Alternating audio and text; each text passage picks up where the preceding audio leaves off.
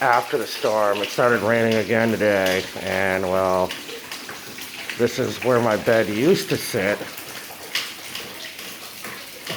Pouring in from the AC. It's only been raining for about 10 minutes or so, and this is already my floor.